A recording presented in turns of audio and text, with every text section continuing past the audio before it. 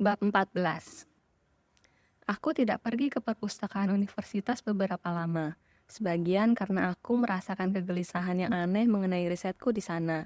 Dan sebagian karena aku punya perasaan, Miss Clay mulai curiga mengenai keterlambatanku pulang dari sekolah. Aku selalu meneleponnya, seperti kujanjikan. Tapi nada bicaranya di telepon yang semakin terdengar menghindar membuatku berpikir dia telah membicarakan kemungkinan-kemungkinan yang tidak menyenangkan tentang diriku. Aku tidak bisa membayangkan dia punya pengetahuan cukup mengenai perbuatan-perbuatan terlarang untuk menduga sesuatu yang spesifik. Tapi ayahku mungkin punya dugaan-dugaannya sendiri.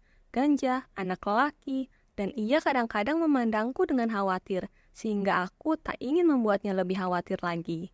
Tapi akhirnya, godaannya terlalu besar, dan dengan mengabaikan ketidaknyamananku, aku kembali ke perpustakaan. Kali ini, aku menggunakan alasan pergi menonton film dengan teman perempuan sekelasku yang membosankan.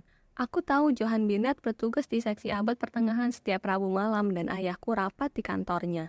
Dan aku berangkat sambil memakai mantel baruku sebelum Miss Clay sempat bertanya.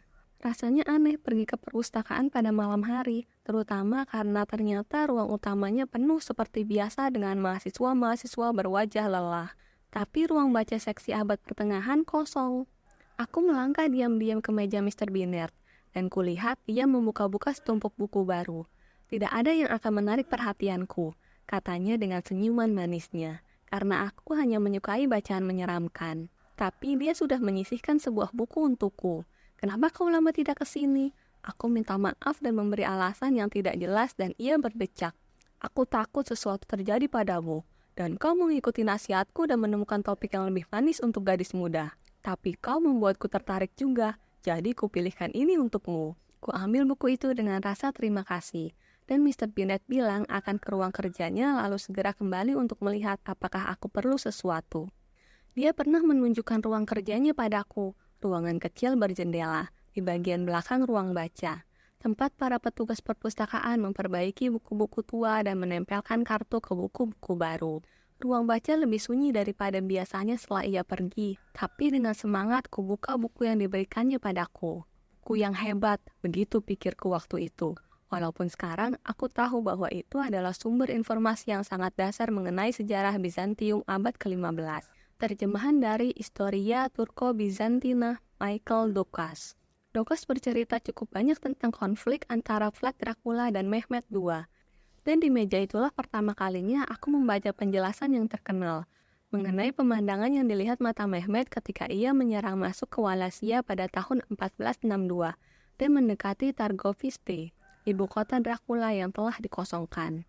Di luar kota itu, Doska menyatakan Mehmed disambut ribuan dan ribuan pancang kayu dengan mayat-mayat di pucuknya, bukannya buah-buahan. Di tengah kebun kematian itu adalah pièce de résistance Dracula, jenderal kesayangan Mehmed, Hamzah disulap bersama yang lain-lainnya, dengan pakaian tipis berwarna ungu. Aku ingat arsip Sultan Mehmed yang diteliti Rossi di Istanbul. Pangeran Wallachia itu merupakan duri dalam daging bagi pihak Sultan. Itu sudah jelas. Aku pikir ada baiknya kalau ku baca sesuatu tentang Sultan Mehmed. Mungkin ada literatur tentang dia yang menjelaskan hubungannya dengan Dracula. Aku tidak tahu dari mana harus mulai, tapi tadi Mr. Bennet bilang, tidak lama lagi akan datang untuk melihat apakah ada sesuatu yang kubutuhkan. Aku sudah berpikir dengan tidak sabar untuk mencari dia, ketika ku dengar suara dari bagian belakang ruangan. Semacam suara gedebuk, lebih merupakan getaran di lantai daripada suara, seperti kalau ada burung menabrak kaca jendela bening. Sesuatu membuatku bergerak ke arah datangnya suara, dan aku berlari ke ruang kerja di bagian belakang ruang baca. Aku tidak bisa melihat Mr. Binet melalui jendela, dan itu agak menenangkan hatiku sejenak. Tapi ketika aku buka pintu kayunya, ada tungkai di lantai, tungkai bercelana kelabu di tubuh yang terpelintir, sweater biru miring di badan yang terpilin, rambut kelabu pucat kusut bersimbah darah. Wajah, syukurlah setengah tersembunyi, hancur. Sebagian masih menempel di sudut meja. Sebuah buku kelihatannya jatuh dari tangan Mr. Binet dan sekarang tergeletak di lantai seperti dia. Di dinding di atas meja ada noda darah dengan cap tangan besar dan jelas, seperti lukisan tangan yang dibuat anak-anak. Aku berusaha keras tidak mengeluarkan suara sehingga waktu jeritanku keluar, kedengarannya seperti bukan jeritanku.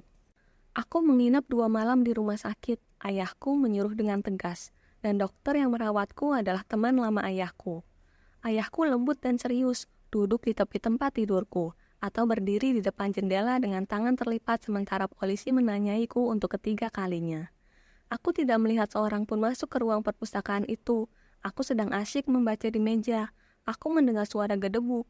Aku tidak kenal secara pribadi dengan petugas perpustakaan itu, tapi aku menyukainya. Polisi mengatakan pada ayahku bahwa aku bukan tersangka. Aku hanya satu-satunya yang bisa mereka tanyai sebagai saksi. Tapi aku tidak menyaksikan apapun. Tak seorang pun kulihat masuk ke ruang baca. Aku yakin sekali mengenai hal itu. Dan Mr. Pinner tidak terdengar berteriak.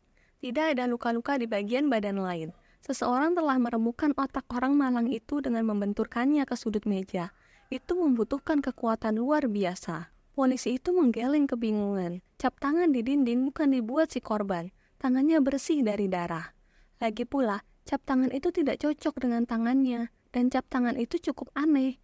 Garis-garis sidik jarinya sudah sangat aus. Akan sangat mudah mencocokkannya. Polisi itu mengobrol dengan ayahku. Tapi mereka belum pernah merekam sidik jari seperti itu. Kasus buruk. Amsterdam sekarang sudah berubah. Tidak lagi seperti waktu dia masih muda. Sekarang orang-orang membuang sepeda ke kanal, dan lihat saja kejadian mengerikan tahun lalu dengan pelacur yang ayahku menghentikan kata-katanya dengan pandangan tajam. Ketika polisi itu sudah pergi, ayahku duduk di pinggir tempat tidurku lagi dan bertanya padaku untuk pertama kalinya apa yang kulakukan di perpustakaan. Kujelaskan bahwa aku belajar, bahwa aku senang pergi ke sana setelah pulang dari sekolah untuk mengerjakan pekerjaan rumahku karena ruang baca di sana sangat tenang dan nyaman. Aku khawatir ia akan bertanya padaku mengapa aku memilih seksi abad pertengahan. Aku lega ketika ia tidak meneruskan pertanyaan-pertanyaannya.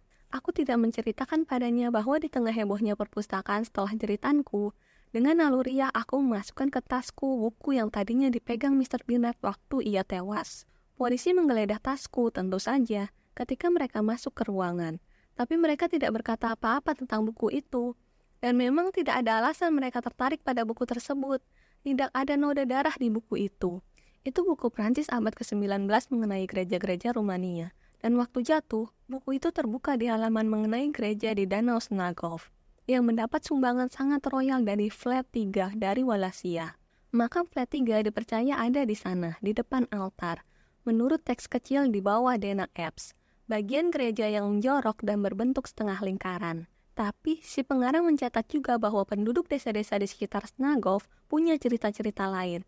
Cerita-cerita apa? Tanyaku dalam hati. Tapi tidak ada penjelasan lebih jauh mengenai gereja itu. Sketsa Epps pun tidak menunjukkan sesuatu yang luar biasa. Sambil masih duduk di tepi tempat tidurku, ayahku menggeleng. Aku mau kau belajar di rumah saja sejak saat ini, katanya perlahan. Kuharap dia tidak mengatakan itu. Toh, aku sendiri pun tidak ingin lagi pergi ke perpustakaan tersebut. Miss Clay bisa tidur sekamar denganmu untuk sementara waktu kalau kau masih terguncang. Dan kita bisa pergi ke dokter lagi. Kapan saja kau perlukan, katakan saja padaku. Aku mengangguk walaupun merasa lebih memilih tidur sendirian ditemani keterangan tentang gereja di Snagov daripada dengan Miss Clay. Aku sempat berpikir untuk membuang buku itu ke kanal, seperti nasib sepeda-sepeda yang diceritakan polisi tadi. Tapi aku tahu, suatu waktu nanti aku ingin membuka buku itu lagi di siang hari dan membacanya kembali. Aku mungkin akan ingin melakukan itu bukan sekedar untuk diriku sendiri, tapi juga untuk Mr. Bernard yang baik bagaikan kakek yang sekarang terbaring di kamar jenazah. Beberapa minggu kemudian, ayahku berkata akan baik untukku kalau aku melakukan perjalanan. Dan aku tahu bahwa sebetulnya yang dia maksud adalah akan lebih baik baginya untuk tidak meninggalkanku di rumah. Orang-orang Prancis, katanya menjelaskan, ingin bertemu wakil-wakil dari yayasannya sebelum memulai pembicaraan di Eropa Timur musim dingin nanti. Dan ini akan merupakan pertemuan yang terakhir. Dan ini waktu yang terbaik juga di pantai Laut Tengah, setelah rombongan turis pergi, sebelum pemandangan mulai terlihat gersang. Kami pelajari peta baik-baik dan senang karena orang-orang Prancis telah meninggalkan pilihan tempat rapat yang biasa di Paris dan sebagai gantinya memilih ketenangan suasana tempat peristirahatan di dekat perbatasan dengan Spanyol, dekat dengan permata kecil bernama Collier, kata ayahku riang, atau mungkin suatu tempat lain seperti itu. Dan tidak jauh ke pedalaman terletak Libens dan Saint-Mathieu de Parennes Oriental, kataku. Tapi ketika aku sebut dua tempat itu, wajah ayahku berubah mendung, dan ia mulai mencari nama-nama menarik lain di pantai itu. Sarapan di teras Luk Horbu, tempat kami menginap, terasa enak sekali di udara segar pagi hari sehingga aku tetap duduk di sana setelah ayahku bergabung dengan orang-orang berjas warna gelap di ruang rapat. Kuambil buku pelajaranku dengan malas. Mataku bolak-balik memandang air berwarna biru jernih yang hanya beberapa ratus meter jaraknya. Aku sedang minum coklat kontinental pahitku yang kedua, dibantu sepotong gula kubus dan setumpuk roti yang masih hangat. Sinar matahari yang memantul dari dinding-dinding rumah-rumah tua tampak abadi di iklim laut tengah yang kering dengan cahayanya yang luar biasa cerah. Seakan tidak ada badai yang berani mendekati teluk kecil ini. Dari tempatku duduk, aku bisa melihat beberapa perahu layar di tepi laut yang berwarna indah, dan beberapa anak kecil berjalan dengan ibu mereka, membawa ember-ember dan mengenakan pakaian renang model Perancis mereka yang bagiku aneh ke pantai pasir di bawah hotel. Pantai melengkung di sekeliling kami ke arah kanan, membentuk bukit-bukit tidak rata. Di salah satu puncak bukit itu ada bekas benteng yang warnanya sama dengan warna batu-batu karang dan rumput-rumput herre. Pohon-pohon zaitun memanjat ke arahnya tanpa hasil. Langit pagi kebiruan terhampar di belakangnya. Mendadak aku merasa terasing. Aku iri pada anak-anak yang puas dengan hidup mereka dan ibu mereka. Aku tidak punya ibu dan tidak punya kehidupan normal. Aku tidak tahu persis apa yang kumaksud dengan kehidupan normal. Tapi sambil membuka buku biologiku, mencari permulaan bab 3, samar-samar terpikir olehku bahwa itu berarti menetap di suatu tempat, dengan ibu dan ayah yang selalu ada di rumah saat makan malam. Rumah tangga di mana perjalanan berarti liburan sekali-sekali ke pantai. Bukan bergerak terus dari satu tempat ke tempat lain seperti suku pengembara. Aku merasa yakin memandang anak-anak itu yang sibuk dengan skop-skop kecil mereka, bahwa mereka pun tidak pernah terancam oleh kegelapan sejarah. Lalu melihat kepala-kepala mereka yang berkilauan, aku sadar mereka juga sebetulnya terancam, hanya saja mereka tidak tahu. Kita semua berada dalam bahaya. Aku merinding dan menengok jam tanganku. 4 jam lagi, ayah dan aku akan makan siang di teras ini. Lalu aku akan belajar lagi. Dan setelah jam 5, kami akan berjalan-jalan ke arah benteng tua yang menghiasi kaki langit itu.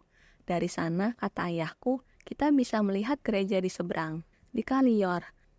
Hari ini aku akan belajar aljabar. Setelah itu beberapa kata kerja bahasa Jerman. Lalu membaca satu bab tentang War of the Roses. Kemudian apa? Di atas karang yang gersang itu, aku akan mendengar kelanjutan kisah ayahku. Ia akan menceritakannya dengan enggan, sambil memandang ke bawah, ke tanah berpasir atau mengetuk-ketukan jemari ke batu karang yang digali berabad-abad lalu, tenggelam dalam rasa takutnya sendiri. Kemudian akan tergantung padaku untuk mempelajarinya lagi, menyambung-nyambungnya menjadi satu. Seorang anak menjerit di bawah dan aku terkejut, menumpahkan coklatku sedikit.